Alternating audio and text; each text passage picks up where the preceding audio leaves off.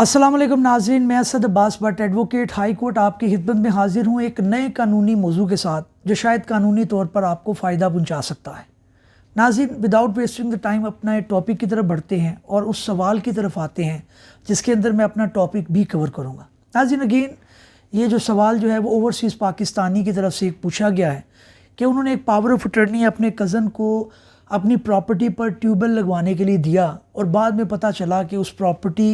को ही सेल कर दिया गया है, उस पावर ऑफ अटर्नी की बुनियाद के ऊपर ही आगे किसी को सेल कर दिया गया है। और ये वाक़या कोई तकरीबन 5-7 साल पहले का है। वो जो है वो कनाडा में मुकीम थे, नहीं आ सके किसी वजह से, उनकी मसरूफियात अपनी वहाँ पे थी और 7 साल के बाद उनको इस जगह का इस चीज़ का पता चला कि जनाब मेरी जगह जो है वो आगे फ़रोख्त हो चुकी है। नाज़रीन, इस सवाल को भी मैं जवाब दूंगा और मैं साथ साथ आपको ये भी बताऊंगा कि पावर ऑफ अटर्नी जो कि मैं पहले वीलॉग कर चुका हूँ उसका लिंक भी शेयर करूँगा, लेकिन ब्रीफली आपको बताऊँगा कि पावर ऑफ अटर्नी कितने इकसाम के होते हैं। और नंबर 3 ये कि पावर ऑफ अटर्नी के क्लॉज बाय क्लॉज मैं आपको बताऊँगा कि ये आपने कौन से क्लॉज इंक्लूड करने हैं, कौन से नहीं करने, क्योंकि ओवरसीज़ पाकिस्तानियों को ये पता होना चाहिए कि ये पावर ऑफ अटर्नी या मुख्तारनामा इतना इम्पोर्टेंट डॉक्यूमेंट है कि ये आपको दिवालिया कर सकता है और ये अगर आप नहीं भेजते, आपकी ज़रूरत है तो फिर आपका काम नहीं होता।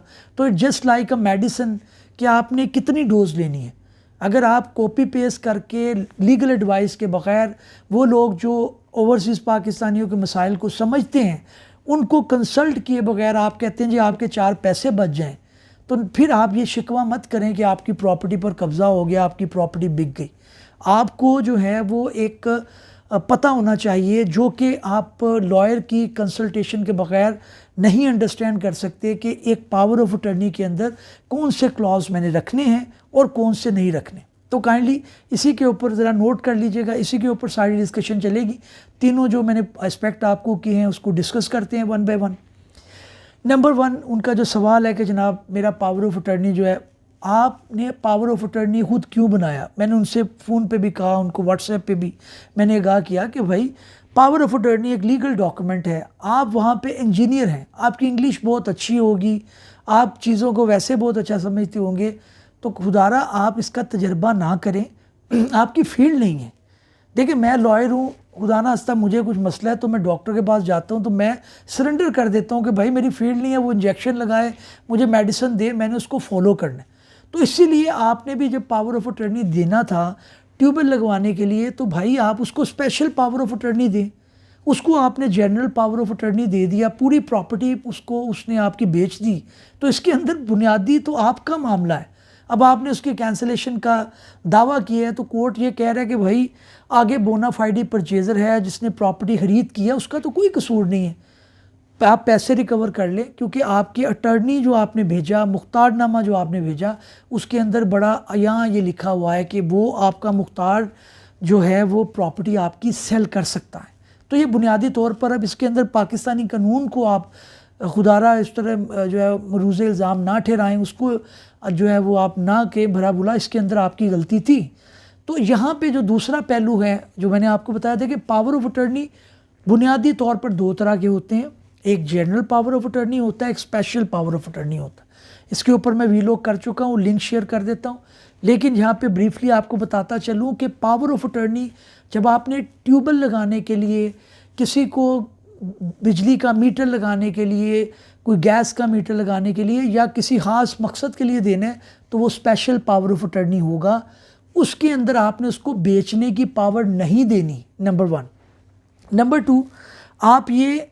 जब पावर ऑफ अटर्नी वो हो उसको देखें कि उसने कहाँ पे इस्तेमाल किया है और इस्तेमाल करने के बाद उसको कैंसिल कर दें। आप उसको एक नोटिस करें कि जनाब फ़लाँ फ़लाँ, वो अगेन आपको लॉयर की ज़रूरत पड़ेगी, ख़र्चा आएगा, कोई मसला नहीं, प्रॉपर्टी ज़्यादा महंगी है, तो इसके अंदर आपको रिस्क ना लें। थोड़े आप कॉपी पेस्ट आपने नेट से उठा के कर लिया तो भाई इसके अंदर फिर आपकी अपनी गलती है। ये आपने समझ लेना है, जैसे मैंने तस्करा किया कि पावर ऑफ अटर्नी जो ख़ास मकाम के लिए है उसके लिए स्पेशल पावर ऑफ अटर्नी देना है, ब्रीफ होना चाहिए, वो जो मकसद लिखा है सिर्फ उसके लिए काम के लिए होना चाहिए, जनरल पावर ऑफ अटर्नी नहीं देना अनलेस कि आपने प्रॉपर्टी अपनी सेल करवानी हो, फिर आपने जनरल पावर ऑफ अटर्नी देना है। उसके अंदर भी इख्तियार ये है कि दूसरी प्रॉपर्टियों का जिक्र ना करें, جو پراپرٹی آپ نے جس کے متعلق آپ نے بیچنے کے لیے کہا ہے اسپیسیفکلی اس کا ہی تذکرہ ہو۔ اچھا، اگلی جو بات اس کے اندر آتی ہے وہ یہ ہے کہ اب آپ نے کلوزز جو ہیں پاور آف اٹرنی کے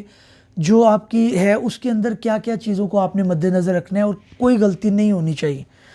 ایک تو یہ کہ نام اور ایڈریس آپ پراپر اپنا بھی اور جس شخص کا آپ دے رہے ہیں جس کو آپ اختیار دے رہے ہیں اس کا بھی، اسپیلنگ شوڈ بی ویری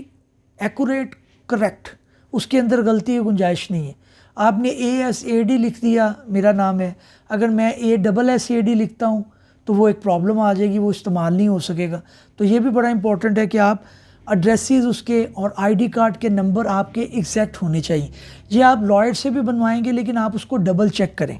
اچھا، اگلا کلوز جو ہے وہ یہ ہے کہ اس کے اندر آپ نے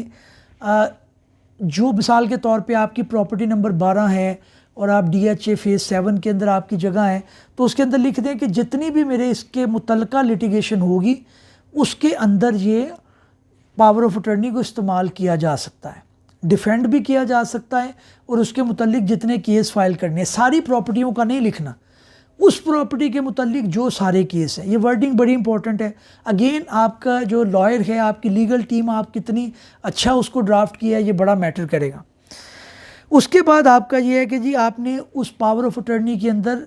یہ پروویژن ضرور ایڈ کرنی ہے کہ آپ نے اگر آپ کا کیس چل رہا ہے سول کورٹ کے اندر، پارٹیشن کا سوٹ ہے، آپ نے کل کو اس کی اپیل بھی جانی ہے، کوئی ریویژن پٹیشن جانی ہے، کوئی ریویو پٹیشن جانی ہے، تو آپ اس کی ساری پاورز کو انکلوڈ کریں، اس کے اندر اس کو پاور دیں relating only to that property جس کے اندر لٹیگیشن چل رہی ہے۔ اگر آپ نے اپنی 10 پراپرٹی ہیں لاہور کے اندر وہ 10 میں دے دیے، 10 کی ضرورت نہیں ہے،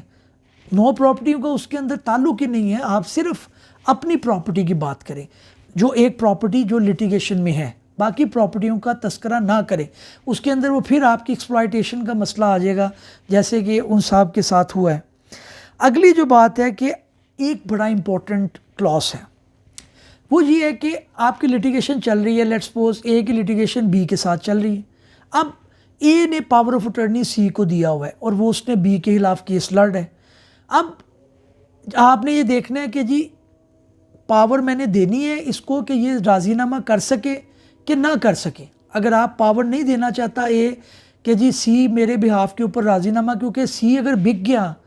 اور اس نے کوئی سٹیٹمنٹ الٹی پلٹی آپ کے خلاف دے دی اور راضی نامہ کر کے پیسے لے لیے تو آپ ساری عمر لڑتے رہیں گے اور اس کے اندر آپ کا معاملہ حل نہیں ہو سکے گا، آپ اپنی پراپرٹی سے ہاتھ دھو بیٹھیں گے۔ تو اس لیے power to compromise with the opposite party یہ آپ نے سوچ سمجھ کے دینی ہے کہ یہ میں نے دینی ہے کہ نہیں دینی، کیونکہ اکثر اس طرح کے کیس آ رہے ہیں اوورسیز پاکستانیوں کے کہ انہوں نے ساری پاورز دی ہوئی ہیں، اگلے نے کچھ پیسے پکڑے ہیں، کمپرومائز کر لیے، اب وہ ساری عمر سپریم کورٹ تک کیس لڑ رہے ہیں۔ اچھا جی، اگلی جو امپورٹنٹ بات یہ ہے کہ کائنڈلی اس کے اندر آپ جو ہے وہ ایک